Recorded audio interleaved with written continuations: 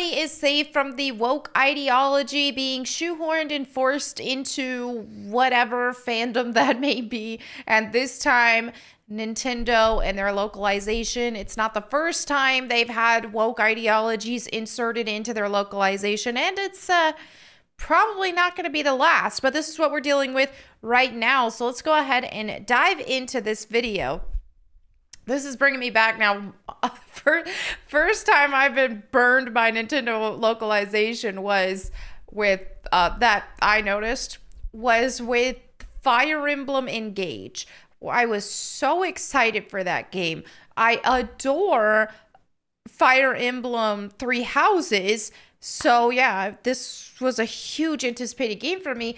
And then localization really put a damper on a lot of that with the taking away gendered language because they were scared to offend. Even if you blatantly picked the male or female avatar, what you wanted your character to be, they still use non-gendered language to refer to the character because of all of the transgender ideology that has taken over everything. So in this case, we have Paper Mario, the Thousand Year Door remake, and they've changed some dialogue to confirm Vivian as transgender.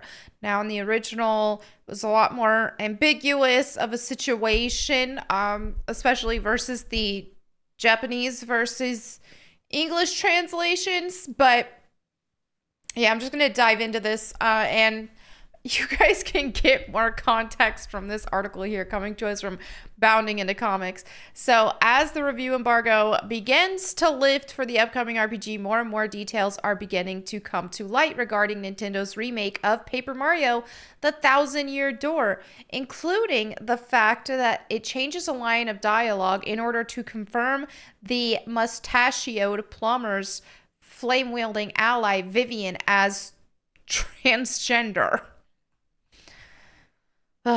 Okay. Ever since the original Paper Mario, The Thousand Year Door, made its debut in 2004, Vivian's exact identity has been a hotly contested topic of debate.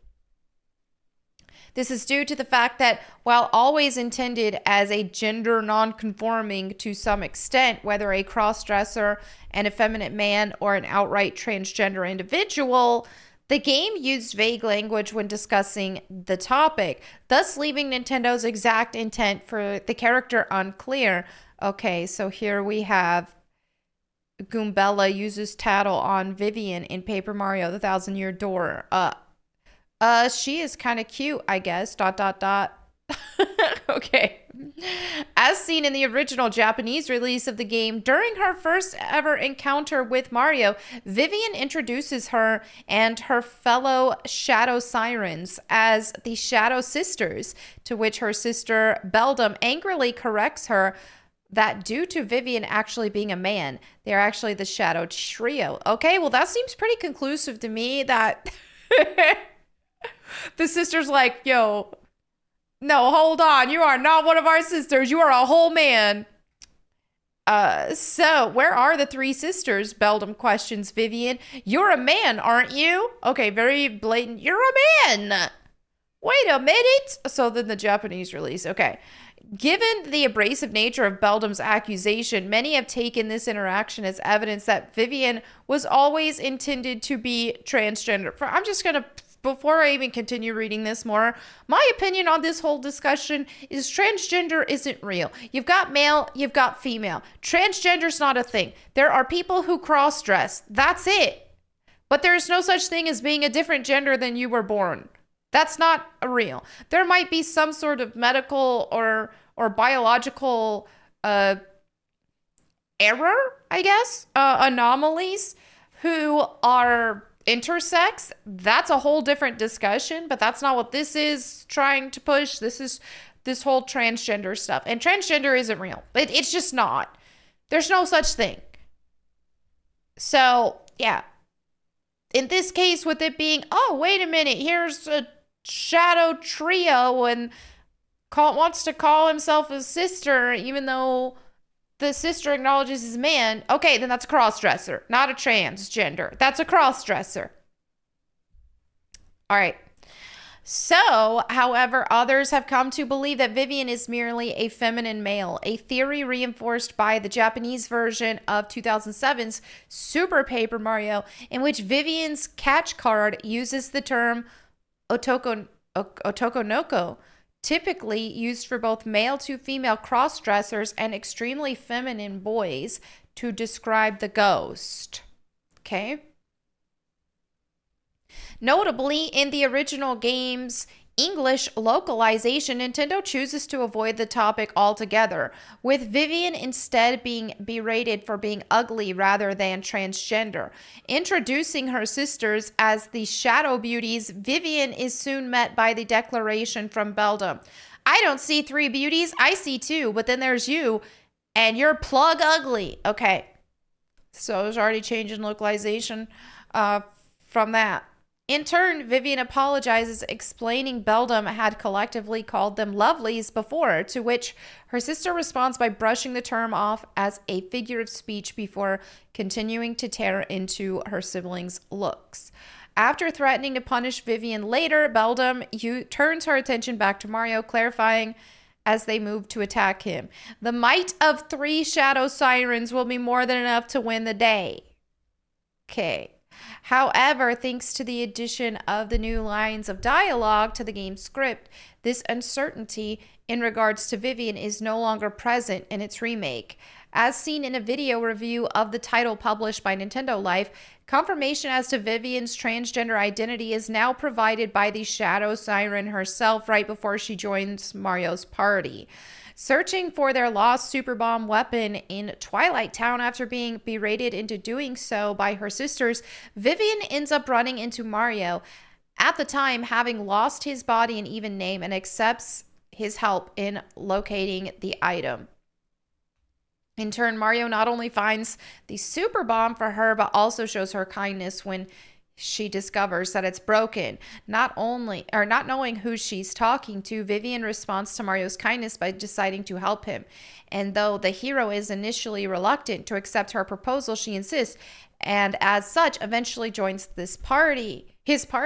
In the original Japanese version, machine translation via Deep L and Google Translate adjusted, Vivian reasons to Mario: no, don't worry about me. There's nothing good about being together with those ladies anyway. And I want to respond to your sweet feelings too. In the original English localization, Vivian simply states that she wants to leave her sisters and repay the kind favor. "Hey, that's okay. Don't worry about my problems. I'm not sure I really want to stay with my sisters anymore anyway. And I feel like I need to replay your earlier kindness. It's the right thing to do." Now, however, Vivian laments: "Hey, that's okay. Don't worry about my problems. I'm not sure I really want to stay with my sisters anymore anyway. We aren't very happy together. Truth is, it took me a while to realize I was their sister, ... not their brother. Now their usual bullying feels heavier." Okay, so they've just straight up not leaving this to the imagination at any capacity. Hey, we're making this character a trans.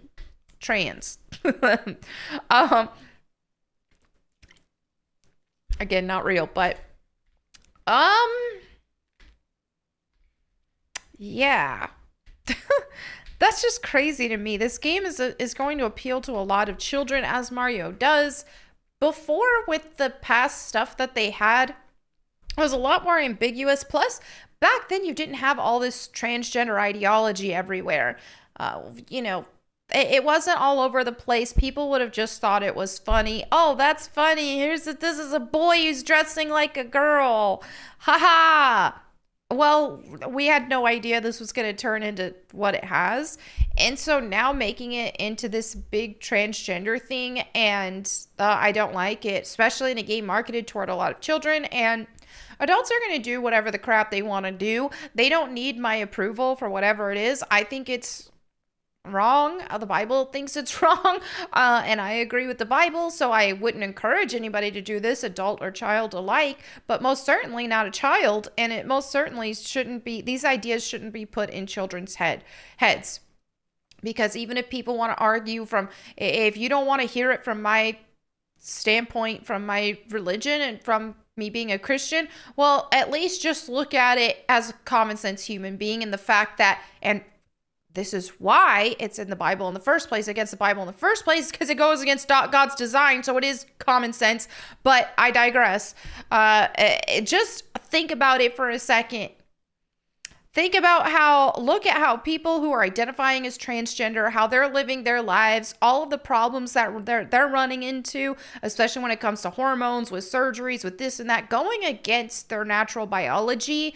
And not only the social implications and the social things that come with that, but also, socially, you're also going to be a burden to other people. If you are wanting to, for example, be a male walking into a female's restroom, you've already burdening people with that. But even with what you're just doing to yourself, you're mutilating your body chemically and sometimes surgically, and it's not good. It's not healthy. Look at the mental health the mental health declines associated with this type of lifestyle. It's not healthy. It's not healthy mentally or physically to be living in this kind of lifestyle. So we do not want to put these ideas in children's heads at all. So even if you're not against the ideology like I am, you at the very least should be able to say, is this an optimal and healthy way for a person to live?